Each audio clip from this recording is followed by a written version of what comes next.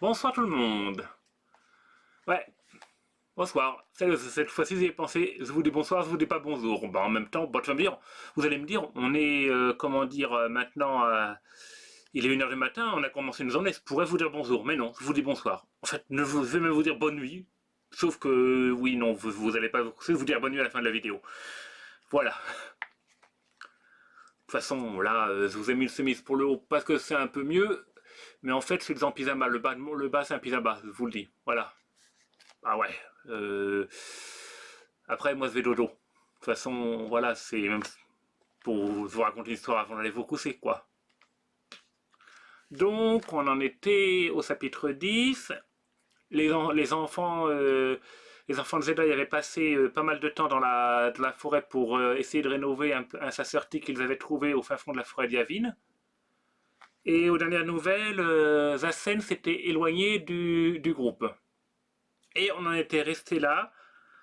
Donc, oui, il venait de traverser une clairière minuscule, à peine plus large que ses 2 bras tendus. Donc, on en était là. Je vérifie bien que le. Attendez, avant de recommencer à relire, je vérifie bien que le stream soit bien parti, qu'il n'y ait pas de problème. J'ai le chat sous les yeux pour y jeter un coup d'œil s'il y a des gens qui commentent. Et ouais, pas de problème, c'est bien en ligne, ça part. Ok. Donc, allons-y. Et je, donc, je reprends la lecture. Donc, je vous termine le chapitre 10 là. Et de l'entamer. Ben, pour ceux qui prendraient en route et qui l'auraient pas vu, ben, déjà, vous êtes sur Twitch, donc vous avez là encore les vidéos, je crois, qui sont encore disponibles, les précédentes dans les vidéos, les anciennes vidéos que j'ai mis à jour, que j'ai publiées. Et au pire, ben, il y a aussi YouTube si vous préférez. Elles sont aussi sur YouTube, sur la scène L'Otaku et sa mère, pour ceux qui connaîtraient pas la scène. Voilà, ok. Donc, on reprend. Le sol était dépourvu de végétation, comme si un animal l'avait piétiné si souvent que rien n'avait le loisir d'y pousser. En face, une piste étroite s'enfonçait dans la jungle.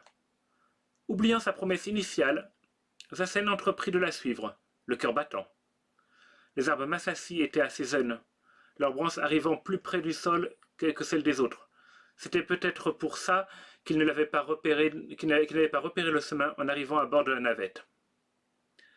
La jungle s'épaissit et s'assombrit autour du jeune garçon.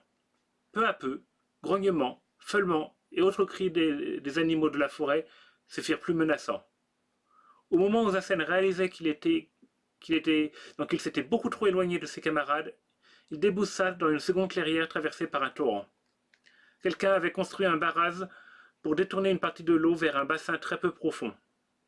Non loin de là se dressait une hutte faite de longues branches couvertes de mousse et de fougères. Zassen se concentra sur le petit abri, mais il ne sentit aucune autre présente que celle de quelques insectes.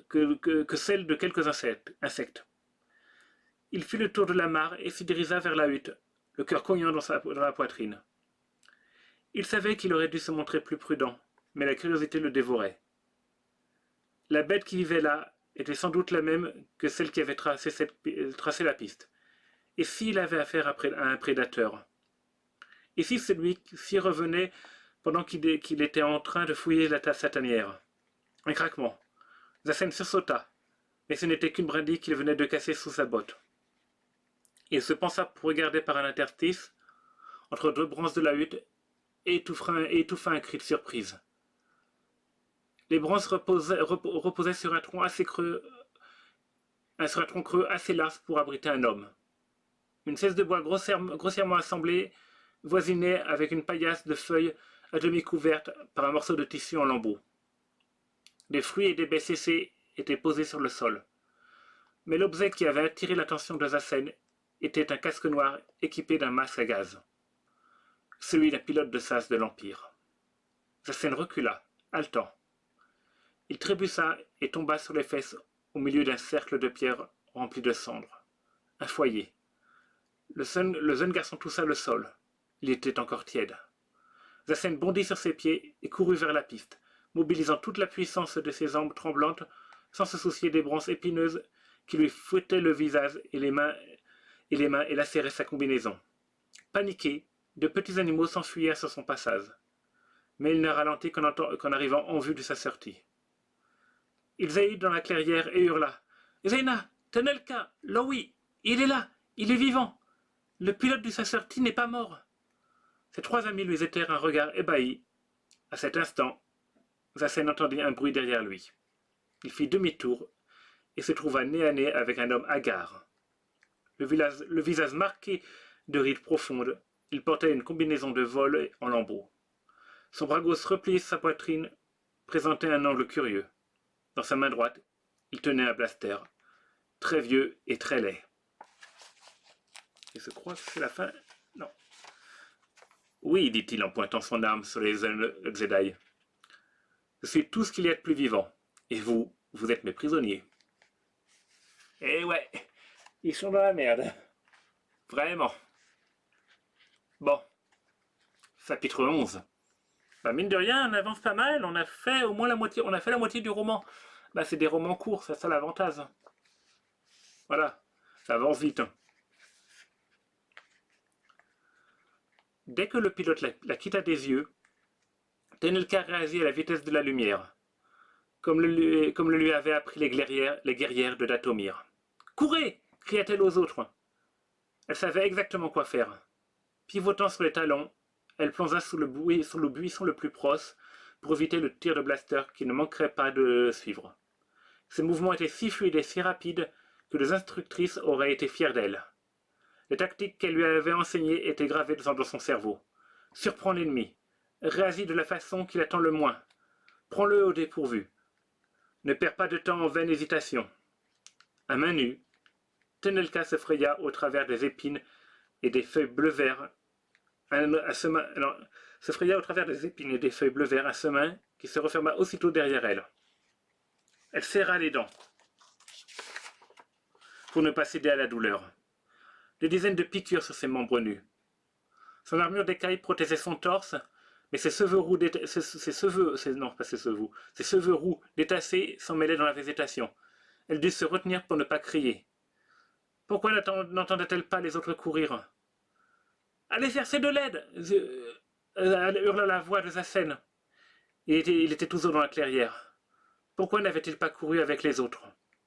Une gerbe de flamme déchira le sous-bois sur la gauche de Tenelka. Le pilote lui tirait dessus.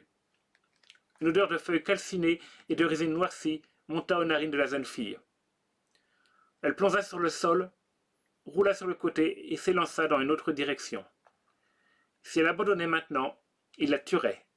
Et elle n'avait plus le moindre doute à ce sujet. Elle devait absolument s'éloigner. Pour cela, elle n'hésita pas à changer de direction plusieurs fois, faisant de son mieux pour désorienter l'impériale. Les bradilles craquaient sous ses pieds. Elle courait toujours.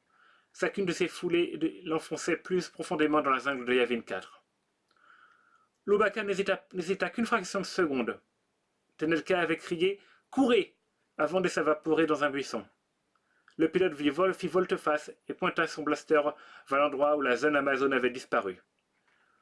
Lowy profita de cette diversion pour s'élancer vers l'arbre Masashi qu'il connaissait désormais par cœur.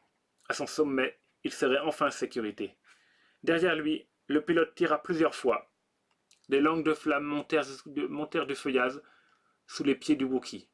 Celui-ci sentit l'odeur de l'ozone des décharges et la fumée produite par la végétation désintégrée. Avec la force propre à ceux de sa race, Lowy se hissa de branche en branche et atteignit les larges fourches plates sur lesquelles il pourrait se déplacer jusqu'à la clairière où il avait laissé son T-23. Il fallait qu'il aille chercher de l'aide. Ses amis étaient en danger. Il ne se faisait pas trop de soucis pour Tenelka, qui avait sans doute réussi à s'enfuir. Mais les humains n'étaient taillés ni pour la course, ni pour la survie dans un environnement hostile. « Oh mon Dieu !» gémit DTM à la ceinture du Wookie. « Où allons-nous? Cette personne essayait de nous tuer! Je n'arrive pas à y croire !» Louis se déplaçait avec agilité d'une branche à l'autre. Le bruit du blaster mourait derrière lui. « Maître Lubaka, répondez-moi !» supplia le druide. « Vous ne pouvez pas me laisser pendu là, ne rien faire !» Sans s'arrêter, le Wookie poussa un bref grognement. « Mais ce n'est pas ma faute. Je fais tout ce que je peux pour protester DTM. N'avoir ni jambes ni bras ne m'empêche pas de vouloir vous aider. » Dans la clairière, Le pilote avait cessé de tirer et Louis frissonna en songeant aux implications possibles. Avait-il capturé les jumeaux ou pire? La panique s'empara de lui. Il savait qu'il devait leur venir en aide. Mais comment? Il n'avait encore jamais affronté une telle situation. Et pour aussi douée qu'elle soit, Tanelka ne pourrait pas mener à bien seule une opération de sauvetage. Il fallait trouver un moyen de lui prêter main forte. Les branches s'éclaircirent devant le jeune Wookie. Il arriva bientôt dans la clairière où il avait posé son T-23 quelques heures plus tôt. La navette était toujours là. Louis se balança de liane en liane jusqu'à ce qu'il se trouve presque au-dessus, puis se laissa tomber sur le sol. Le T-23 était leur seul sens. Lubaka s'était rengorgé lorsque son oncle Siwi lui avait fait cadeau du petit vaisseau. À présent, il mesurait combien celui-ci était ridicule à côté d'un Sacerti.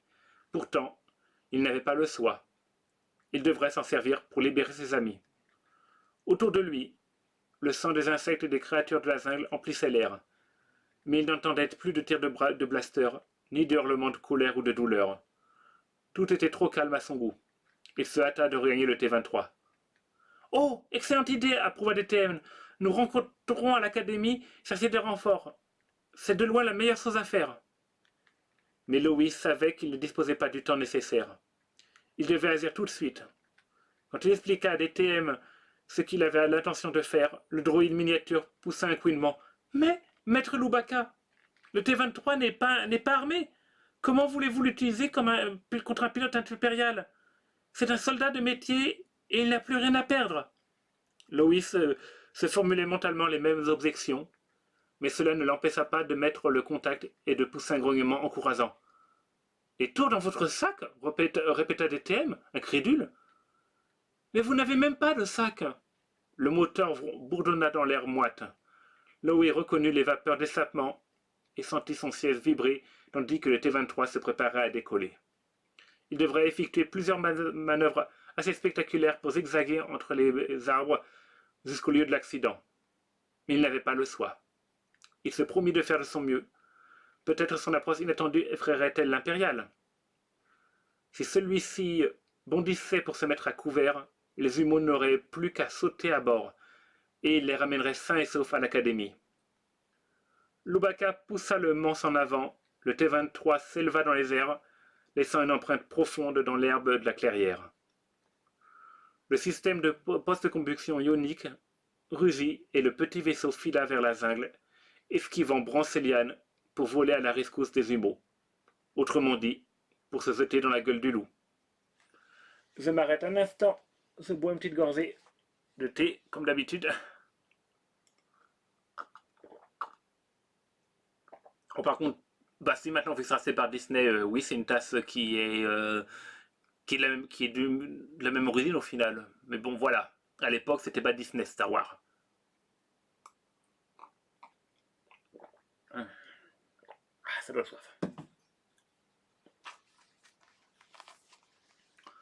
Lorsque Tanelka leur ordonna de courir, Zassen et Zenas mirent quelques secondes à réagir. Ils firent volte-face et voulurent s'enfuir, mais l'imposante masse du Sacerti leur barrait la route. Zaina saisit le bras de son frère et s'élança vers la lisière des arbres. Morte de peur, elle savait qu'il ne devait pas s'arrêter. Le pilote impérial tira 2 fois dans le buisson où Tanelka avait disparu. Un nuage de brindilles et de feuilles enflammées tourbillonna. Isasen crut un instant que la jeune Amazone avait été touchée. Puis elle entendit un bruit de course et comprit que leur ami fuyait toujours. Le pilote effectua un quart de tour et tira dans les branches de l'arbre Massassi où s'était réfugié Lubaka, mais le Wookie était déjà hors de portée. Les humains contournaient le Sacerti quand Zassen trébucha sur une boîte à outils et s'étala de tout son long. Zassen lui prit la main pour l'aider à se relever. Une explosion retentit tout près d'eux, et 3 éclairs d'énergie à haute fréquence ricochèrent sur la carlingue qu'ils avaient eu tant de mal à réparer. Zeina se fisa et leva les mains. Il ne pouvait plus s'enfuir. Zassen se releva et s'épousta machinalement. Le pilote fit 2 pas vers eux, un rictus de rage déformant ses lèvres. « Pas un geste ou vous êtes mort, maudit rebelle !» Son armure noire était en lambeaux. Son bras gauche semblait aussi raide que celui d'un droïde, un souvenir d'une blessure ancienne, mais jamais correctement soignée. C'était un soldat endurci. Ses yeux hallucinés se posèrent sur Zena. Vous êtes mes prisonniers, dit-il en agitant son vieux blaster. Posez cette arme, suggéra Zena d'une voix apaisante, faisant appel à toutes les techniques de persuasion Jedi qu'elle connaissait. Vous n'en avez pas besoin. Un jour, oncle Luke leur avait raconté comment Obi-Wan Kenobi avait utilisé ses pouvoirs pour abuser des impériaux. Posez cette arme, répétait-elle calmement. Zassen comprit aussitôt ce qu'elle essayait de faire. Posez cette arme, renseigait-il en écho. Il tenta d'envoyer au pilote des pensées apaisantes, comme il le faisait souvent avec son serpent cristal. L'homme secoua la tête et plissa les yeux. Hésitant, il baissa imperceptiblement son blaster. Pourquoi cela ne marche-t-il pas sans Zaina désespérée? Posez cette arme, dit-elle à nouveau en découpant chaque syllabe. Mais dans l'esprit du pilote, ces suggestions se heurtaient à un mur. Un ensemble de croyances si rigides, si monicéens, qu'il ressemblait à la programmation d'un droïde. Soudain, l'homme se raidit et jeta aux humains un regard mauvais. La reddition est une trahison, lassa-t-il mécaniquement. Voyant leur plan de salut leur filer entre les doigts, Zassen se concentra pour lui arracher le blaster des mains avec la force. Attrape son arme, sursauta-t-il à sa sœur. La jeune fille l'aida de son mieux, mais le gantelet noir du pilote serrait si fort le blaster qu'on les aurait dit taillés dans un même bloc. L'homme empoigna la crosse de son arme à deux mains et pointa le canon vers les jumeaux. Arrêtez vos petits tours Jedi, dit-il d'un air méprisant. Si vous continuez à résister, je serai dans l'obligation de vous exécuter tous les deux. Conscient que leur ennemi n'aurait qu'à appuyer sur la détente pour les pulvériser, et que ça ne leur laisserait pas le temps d'utiliser leur pouvoir Jedi, Zaina et Zassen se détendirent. Inutile de lutter plus longtemps. Alors un rugissement s'éleva dans les arbres au-dessus d'eux, un bruit de moteur qui fondait vers la clairière. C'est Loïs, s'exclama Zassen. Le T-23 plongea entre les branches comme un banta qui s'arse.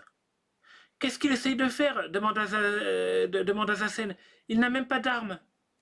Il veut sans doute distraire le pilote pour nous donner une chance de fuir, expliqua calmement Zaina. Mais l'impérial en armure planta ses talons dans le sol et se mit en position de tir. Sans ciller, il pointa son blaster sur la navette. Si une décharge atteignait le petit réacteur, le T-23 exploserait, tuant à coup sûr Lobaka et peut-être les autres occupants de la clairière. Loïs fonça sur le pilote, comme s'il voulait le renverser. L'homme visa le moteur de la navette et pressa la détente. « Non !» hurla Zaina, poussant mentalement de toutes ses forces. Elle réussit à dévier le bras de l'impérial d'une fraction de degré, juste assez pour que la décharge de blaster s'écrase sur la carlingue mécanique de la navette, faisant fondre un côté du réservoir. Du carburant et de l'huile vers arroser le sol de la clairière. Une fumée gris-bleu s'éleva de la navette dont le moteur toussa. Loïs tira frénétiquement sur le manche pour ne pas s'écraser contre l'arbre massassi. « Va-t'en !» sauta Zassen. « Va pendant que tu le peux encore !»« Éjecte-toi !» hurla Zaina. Le jeune Wookie réussit à prendre un peu d'altitude. Il slaloma entre les quelques troncs et monta jusqu'en frondaison. Son moteur fumait, et les gaz d'échappement toxiques laissaient sur les feuilles une traînée brunâtre. Il n'ira pas loin, pronostiqua le pilote d'une voix monocorde. C'est comme s'il était désamorphe. Le T-23 avait disparu entre les branches, mais Zaina encore entendait toujours son moteur tousser, se taire, puis repartir. Les sons portaient loin dans le calme de la jungle. Le pilote fit un geste avec son blaster. « Venez avec moi, prisonnier, et si vous résistez encore, je vous tue. » Oh, même pas 29 minutes. Je voulais encore un chapitre, ça vous va? Bon. Allez, on y va. Un petit dernier chapitre. Chapitre 12. Je suis pas fatigué, donc je pense pas que je devrais m'endormir avant la fin du chapitre cette fois-ci, vous inquiétez pas. Donc, Chapitre 12. Lubaka luttait contre les commandes du T-23 pour contrôler sa trajectoire erratique au-dessus des frondaisons. Derrière lui, son moteur crassait un épais nuage de fumée nauséabonde. Excusez-moi, un petit rototo. Le Zone Wookiee jeta un coup d'œil sur sa droite pour évaluer les dommages. Pas de flammes, mais c'était bel et bien le seul point positif. Le vent s'était levé et il menaçait de faire basculer la navette. Le T-23 plongeait et remontait alternativement. Une fois, il effleura la cime d'un bosquet. Des branches crissèrent sous sa carlingue, faisant grisser des dents le Zone Wookiee. Heureusement, celui-ci parvint à reprendre de l'altitude. Il se savait bon pilote. Il réussirait à atteindre l'académie et à ramener des secours, quelle que soit la difficulté de la tâche. Mais il ignorait ce qu'était devenu Tenelka. Si elle allait bien ou si le pilote de sa sortie l'avait elle aussi capturée. Dans tous les cas, il était sans doute le seul espoir des humeaux. Son cœur cognait douloureusement dans sa poitrine et les gaz d'échappement lui piquaient les yeux. Une odeur chimique lui chatouilla les narines. Il sentit sa tête tourner. Maître Lubaka, intervint des TM. Mes senseurs indiquent qu'une importante quantité de fumée a pénétré dans le cockpit. Lowe poussa un grognement excédé. Le droïde le croyait-il incapable de se rendre compte s'en rendre compte tout seul? Ce n'est pas ce que je voulais dire, se hâta de rectifier des TM. Mais si nous perdons encore de la vitesse, les toxines stagneront. Elles risquent d'atteindre un niveau mortel, même pour un Wookiee. La navette eut un soubresaut et manqua de s'écraser sur la cime d'un arbre. Lubaka fit une grimace et tira sur les commandes. À chaque seconde, le T-23 devenait devenait plus difficile à diriger et il n'était plus si certain de tenir jusqu'à l'académie. Pourtant, il le fallait. Il ne pouvait pas abandonner ses amis. Le T-23 vibra de plus belle et plongea vers la jungle. Lubaka prit une inspiration. L'air devenait de plus en plus nauséabond. Comme en réponse à son effort, le moteur crassa et toussa, puis cala. Faisant appel à ses talents de pilote, Lowe lutta pour contrôler sa chute. Les frondaisons se précipitèrent à sa rencontre et il s'écrasa dans un nuage de feuilles et de brindilles. Comme un oiseau blessé, le T-23 gisait dans une fourche d'arbres, son aile droite inférieure disparaissant dans le feuillage. De la fumée s'éleva du moteur endommagé et pénétrait directement dans le cockpit.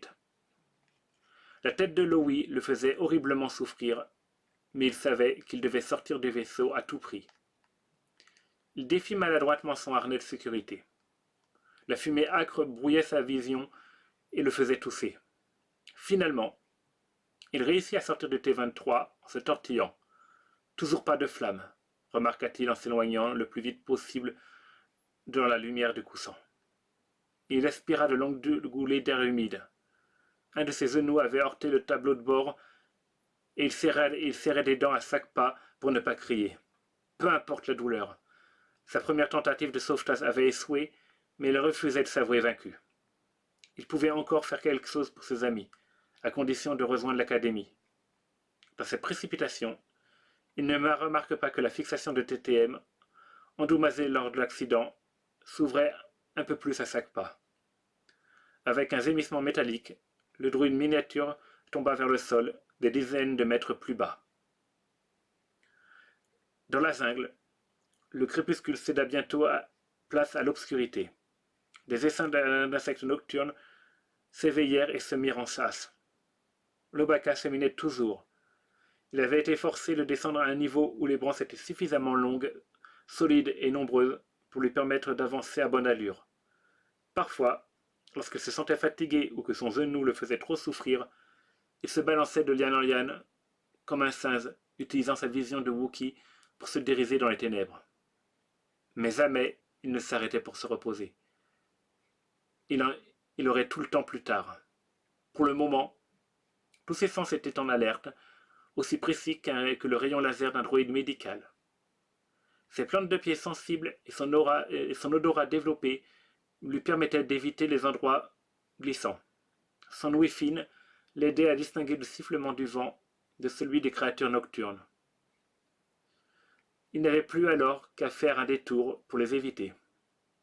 Louis ne craignait ni l'obscurité de la jungle, non, ne craignait ni l'obscurité ni la jungle. Celle de Kashyyyk, son monde natal, cassait des dangers bien plus terribles. Il les avait déjà affrontés plusieurs fois et il avait survécu. Souvent, en pleine nuit, il jouait avec ses cousins et ses amis dans la forêt. Course à pied ou à la nage, compétition de saut, expédition dans les branches basses pour tester leur courage, sans oublier le rite initiatique qui marquait le passage de l'enfance à l'âge adulte chez les Wookiees. En traversant un épais fourré, Louis accrocha sa ceinture à une petite branche et tira dessus pour se dégazer. Le contact des fibres tressées lui rappela la nuit où il les avait gagnées. Il se souvint. Ben, je prends une petite gorgée, encore une fois, parce que ça fait soif. Je regarde si toujours bien si le stream n'a pas bugué. Ce serait quand même bête. Non. C'est bon, ça n'a pas bugué. Et je continue.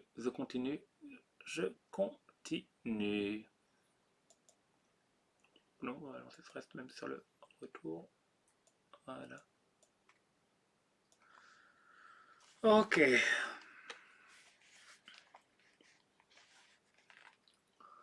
Son cœur battait à tout rompre tandis qu'il descendait vers le sol. Il ne s'était aventuré aussi bas que 2 fois pour accompagner ses amis qui accomplissaient leur rite de passage. L'union faisait la force, et la force était toujours bienvenue lorsqu'il s'agissait de cueillir les longues fibres poussant au centre des buissons de sirène. Lubaka, lui, avait choisi d'y aller seul, d'affronter la plante carnivore avec sa cervelle plutôt qu'avec l'aide de muscles étrangers. Cette nuit-là, sur Kashyyyk, l'air était froid et humide. Les cris des animaux composaient une véritable cacophonie. Lorsqu'il atteignit les branches les plus basses, Louis ajusta la bandoulière de son havresac et se mit en sas. Laissant son alerte, il se déplaça souplement parmi les feuilles jusqu'à ce que les effluves parfumés de la sirène lui parvinrent aux narines. Se fiant à son instinct, il suivit la piste jusqu'à une branche située à l'aplomb du buisson. La fleur de sirène comptait 2 énormes pétales ovales d'un jaune brillant. Soutenue par une tige rouge 102 fois plus épaisse que la branche où était assis le jeune Wookie. Oui, je suis tombé dans la ponctuation. Où était assis le jeune Wookie. De son cœur jaillissait une touffe de longues fibres blanches duveteuses qui émettaient des phéromones, lui permettant d'attirer les créatures imprudentes. Mais la beauté de cette fleur était un piège cruel. Quiconque approchait suffisamment pour la tousser déclenchait un réflexe mortel. Les mâchoires pétales se refermaient sur la prudent, et la sirène entamait son cycle digestif. Lubaka, lui, avait résolu d'arracher les fibres blanches sans tousser les pétales. En principe, quelques jeunes Wookiees musclés les maintenaient ouverts pendant que le candidat rampait jusqu'au centre de la fleur pour couper ses fibres avant de battre en retraite.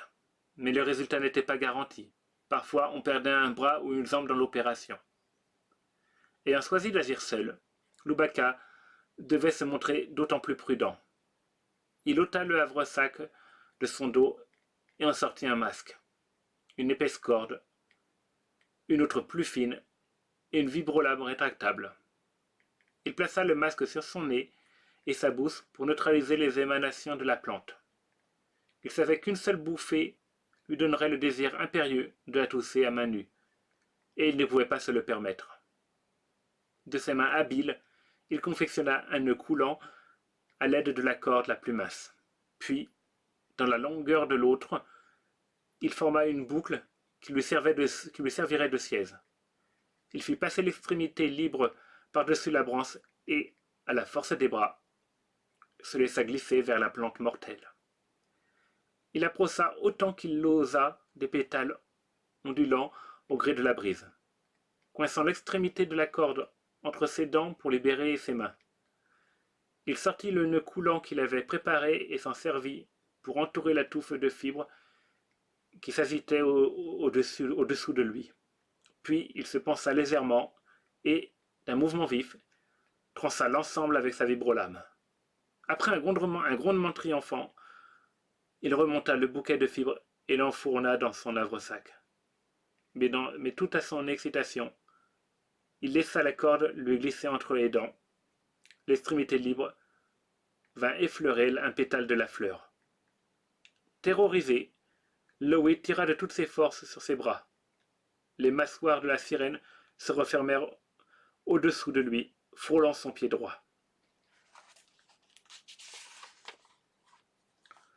Le jeune Wookie avait bien mérité ses fibres, et il en possédait assez pour se tisser une ceinture. Il décida qu'il la porterait toujours en souvenir de cette nuit. Et les muscles presque tétanisés, Lubaka continuait à sauter d'un arbre à l'autre. Il n'avait plus aucune notion de la distance parcourue. Seul comptait sa destination. Il devait atteindre l'académie de Zedai. Le bruit de sa respiration haletante résonna dans ses oreilles. Sa jambe blessée manquait de céder à chaque pas. La fatigue brouillait sa vision, et sa fourrure était constellée de brindilles. Mais il continuait d'avancer. Il regarda autour de lui désorienté. Il avait levé le bras pour cercer une branche, une liane, mais sa main s'était refermée sur le vide. Il leva péniblement la tête. La piste d'atterrissage s'étendait à ses pieds. Un peu plus loin, les torses vacillaient dans la lueur de l'aube. Des temples vacillant dans la lueur de l'aube éclairaient la silhouette du grand temple. Hagard, Loïs se laissa tomber sur le sol et traversa la clairière, le regard fixé sur la forme bienveillante de l'académie. Il poussa un rugissement sonore, puis un autre, et encore un autre, jusqu'à ce qu'un régiment de Jedi, vêtu de robes de sambre, dévale les marshes de pierre et se précipite vers lui. Les efforts de la nuit passée eurent raison du Wookie, qui sentit son genou se dérober et s'effondra sur le sol en gémissant. Lorsqu'il roula sur le dos, un cercle de visages inquiets emplit son champ de vision. Tion se pencha sur lui et écarta une masse de poils emmêlés de son visage. « Lubaka, nous nous faisions du souci pour toi, dit-elle gravement. Es-tu blessé ?» Le jeune Wookie poussa un grognement, mais son interlocutrice ne parut pas comprendre. Elle s'agenouilla à côté de lui. « Zazen et Zena étaient-ils avec toi, Etenelka ?» Louise gémit à nouveau. « Que s'est-il passé ?» insista Tion en le dévisageant de ses yeux couleur de perle. « Peux-tu me dire où il se trouve ?» Lubaka réussit enfin à expliquer que ses amis étaient dans la jungle et qu'ils avaient besoin d'aide. Tion fronça les sourcils, l'air inquiet. « Désolé, Lubaka, mais je ne comprends pas ce que tu dis. » Loï porta une main à sa ceinture pour activer le TM et réalisa que le petit druide avait disparu. Et voilà. Je m'arrête là pour ce soir. Le chapitre 13 sera pour plus tard. Bon, allez. On va faire un petit retour. Moi, personnellement, c'est vraiment ce chapitre-là que j'ai vraiment accroché au roman. C'est, comment dire...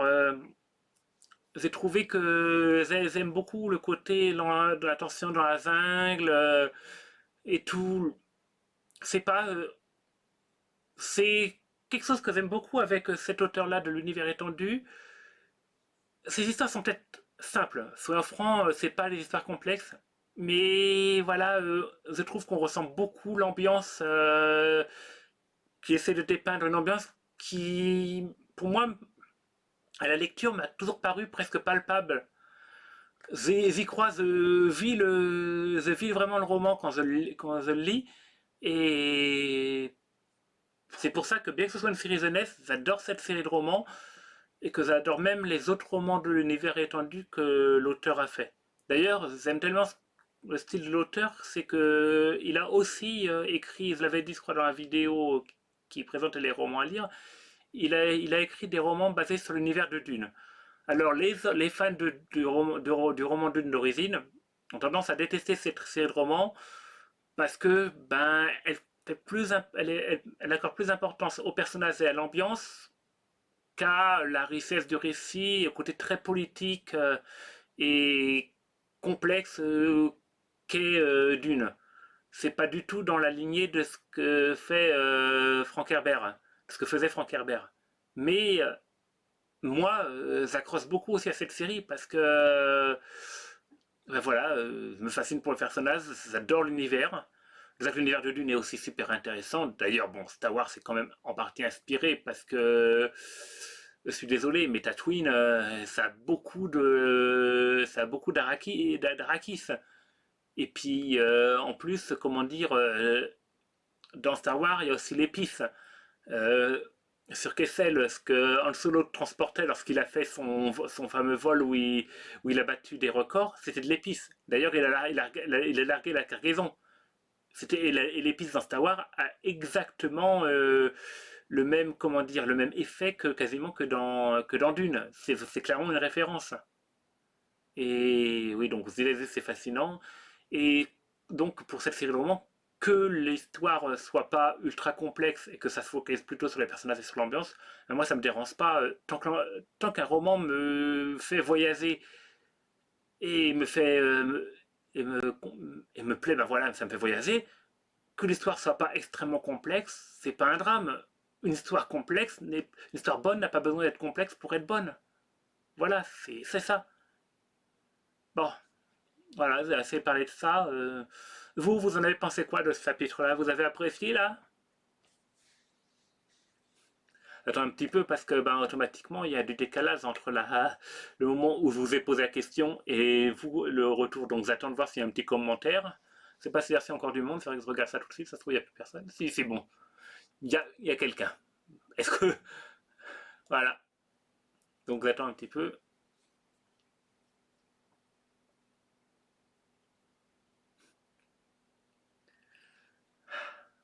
Enfin, bon, je bois une gorgée en attendant un petit peu le retour.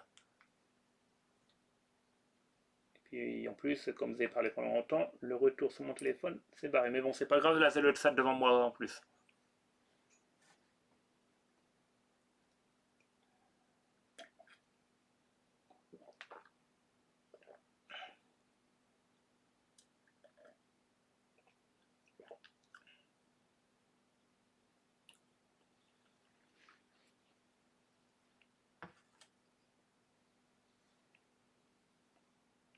Pas d'avis, bon bah pas de problème, ça se comprend. Après tout, si vous êtes dans votre lit, peut-être pour vous détendre, ou même si vous n'avez juste pas envie de commenter, après tout, c'est votre droit. Bon, alors ben voilà, dans ce cas-là, je vais couper le stream, et puis ben on se retrouvera plus tard. De toute façon, là, soyons francs, il reste plus grand, il reste quoi? Il reste. Attendez, je vous compte le nombre de pages pour la fin du roman.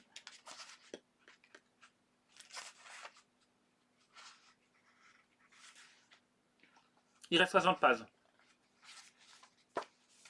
Sachant que à chaque fois je lis à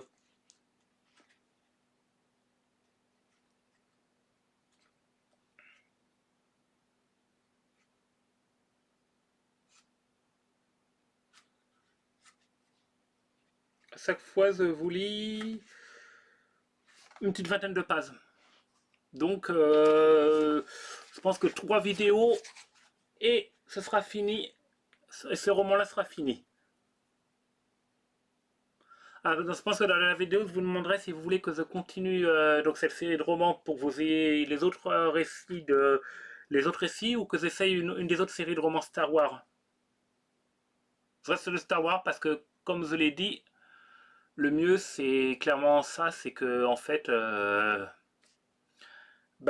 que j'ai envie jusqu'à la sortie de l'épisode 9, bon, qui me arrive pas du tout, je vous le dis, que en fait vous découvriez un maximum de l'univers étendu, les gens, pour que vous ayez un petit peu un point de comparaison entre les deux. Parce que ben voilà, moi c'est toujours, moi, je suis vraiment un gros fan de l'univers étendu Legend. C'est par lui que j'ai découvert Star Wars et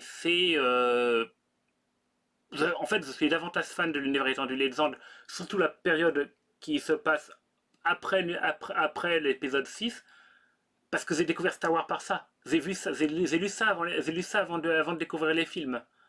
Et donc, ben pour moi, c'est ça le vrai Star Wars, encore plus que les films. J'adore les films, j'adore la trilogie originale, la prélogie, j'adore les idées, le design et les combats, mais en soi, ben, il y a pas mal de petits défauts, mais j'aime aussi la prélogie, mais c'est pour moi, rien ne détrônera l'univers étendu Legend, surtout dans ce qui a été publié dans les années 90. Voilà. Bon, je vais m'arrêter là, ça faisait déjà tout à l'heure. Bon, sur ce, je vous dis bonne nuit, et ben dormez bien. Voilà. Allez, au revoir. Ah si, n'hésitez pas donc à me suivre ou même ouais à me suivre ou comment dire ou bien alors à aller sur YouTube ou à aller sur ma chaîne YouTube et puis vous abonner si vous voulez me suivre parce que ben, sur la chaîne YouTube il y a d'autres trucs. Bon, il n'y a pas de trucs en rapport avec Star Wars pour l'instant. Je me contente de mettre les rediffusions. Mais justement, si vous voulez par exemple vous revoir les vidéos dans un peu plus de parce que sur Twitch ça devrait rester 60 jours. Voilà, si vous voulez les voir après, ben, ce sera sur YouTube, elles seront disponibles. Donc, ben voilà, n'hésitez pas à vous abonner si vous voulez. Allez, bonne nuit, au revoir.